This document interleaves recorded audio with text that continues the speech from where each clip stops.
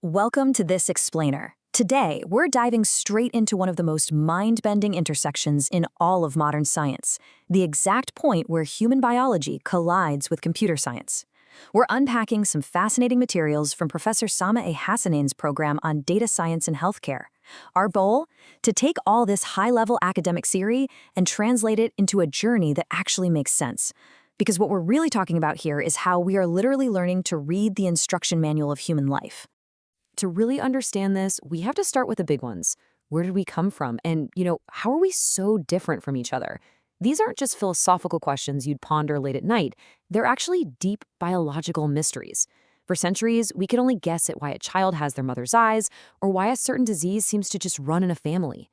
But the wild part is, we don't have to guess anymore. The answers are locked away in a chemical vault inside our own cells. We just have to read the code. Okay, let's really think about what that means. Imagine a massive, overwhelming sea of code, just a continuous, seemingly random wall of 4 repeating letters, A, C, T, and G. It looks like total chaos. But then, contrast that raw data with the undeniable, beautiful diversity of humanity. The core question of genomics is exactly this. How does that dense, simple string of letters somehow encode the infinite complexity of a human being? How on earth does a chemical sequence become a person? Here is our roadmap to figure that out. We'll cover the human blueprint, the computational challenge, the genome's language, sequencing tech, the multiomics pipeline, and finally, precision medicine. Let's jump right in. Section 1. The human blueprint, hardware versus software. The easiest way to wrap your head around this is an analogy from our source material. Think of your physical body, your organs, your bones, your muscles, as the hardware of a computer. It's the physical machine itself. Your DNA, then, is the underlying software code. It's the operating system telling that hardware exactly how to run. And just like the apps on your phone, biological software can have glitches. When someone develops a genetic disease, it's essentially a bug in their biological code. Data science and healthcare is literally teaching us how to find those glitches, debugging our biology so we can figure out how to fix them. Section 2. The ultimate computational challenge. So we have this biological software inside of us. But here's the catch. A single human genome has over 3 billion letters of code. How do we actually read that without our brains melting? Well, as Professor Hassanein's material explicitly points out, the biggest challenge in genomics isn't biological anymore. It's computational. It's a massive math problem. We need a bridge between the biology and the math, and that bridge is called bioinformatics. It's the field that applies theoretical mathematics to overwhelming amounts of biological data, allowing us to find the actual signal hidden in all that noise. Because this challenge is so impossibly huge, you can't just stare through a traditional lab microscope anymore. Experts have to bring in serious computational firepower.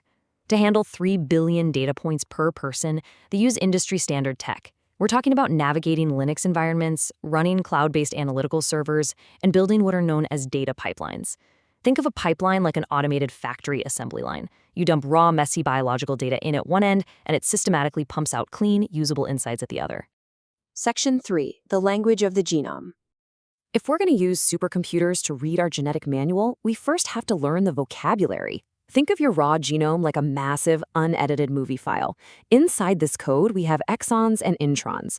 The exons, those are the crucial scenes that actually make it into the final cut of the movie. They code for the proteins that build you. The introns are the outtakes, the raw footage swept up and left on the cutting room floor. By teaching computers the difference between what's kept and what's cut, we can read the true story of our biology. Next up, we have variations, specifically things called SNPs and CNVs. Now, I know those sound like terrible acronyms, but they're just the technical terms for the differences that make you, you. Imagine the human genome is a massive, multi-volume encyclopedia. An SNP, or single nucleotide polymorphism, is just a single-letter typo on one page of that massive encyclopedia. A CNV, copy number variation, is when an entire paragraph accidentally gets duplicated or deleted. Sometimes, these typos don't matter at all. But sometimes, a single-letter typo can completely alter a human trait or even trigger a disease. Section 4. Generations of sequencing tech. So, we know what we're looking for, but how do we physically extract this microscopic text so a computer can scan it? We use DNA sequencing. It acts like a massive digital scanner for biology. And this tech has evolved incredibly fast. First-generation sequencing was groundbreaking, but slow. kind of like a dial-up internet connection. Then came second generation or next generation sequencing. This was like getting broadband. Suddenly we could read millions of DNA fragments all at once, which drastically dropped the cost.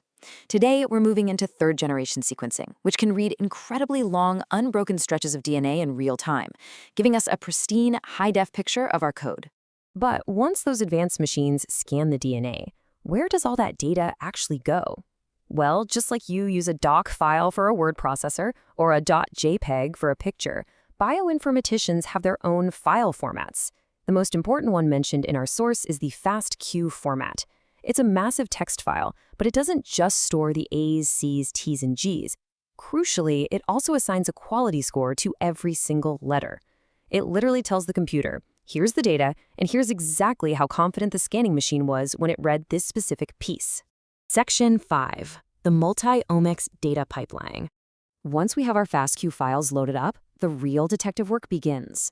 Because a genome alone is just a blueprint, it doesn't tell us what's happening in your body right now.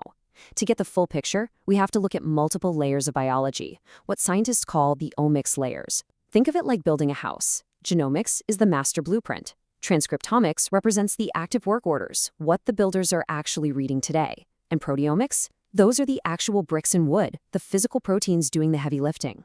Combining all three gives us an incredibly rich, multidimensional view of human health.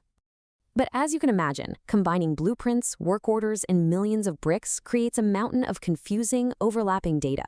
That is where advanced math saves the day. The pipeline relies heavily on machine learning and a foundational concept called dimensionality reduction. Basically, this is a mathematical way for a computer to take millions of messy data points across all those different layers, filter out the background noise, and find the actual hidden patterns. It boils everything down to just the most critical features that tell a doctor exactly what is going wrong in a patient. Section 6. Precision medicine and beyond. We've talked a lot about supercomputers, text files, and math, but why does this all matter in the real world? It matters because this pipeline creates highly actionable medicine. First, there's biomarker discovery, which is finding the exact glitch causing a problem. Next is disease subtyping, where we categorize an illness not by its outward symptoms, but by its molecular fingerprint. From there, pharmacogenomic analysis can predict exactly how a patient will react to a specific drug based entirely on their unique DNA. Ultimately, this leads to computer-aided drug design, where scientists can custom design a molecule that fits perfectly into the patient's biological glitch to fix it. It is entirely personalized medicine. And stepping back from medicine for a second, this data also answers our very first question about where we came from. The evolutionary branching paths of primates and humans over millions of years, they aren't just fossils in the dirt anymore. We can track those exact historical branches by reading the mutations in our genomic code over time. Everything that makes us different is entirely written in that microscopic text. Which leaves us with one final, pretty awe-inspiring thought. For the entirety of human history, our biology was a black box. We had no idea how the machine actually worked. But today, through the incredible power of data science and bioinformatics, we hold the computational key. We can read the blueprint, we can spot the typos, and we are quite literally learning how to rewrite the code itself. So now that we finally have the power to debug and alter our own genetic software, what will we choose to alter next?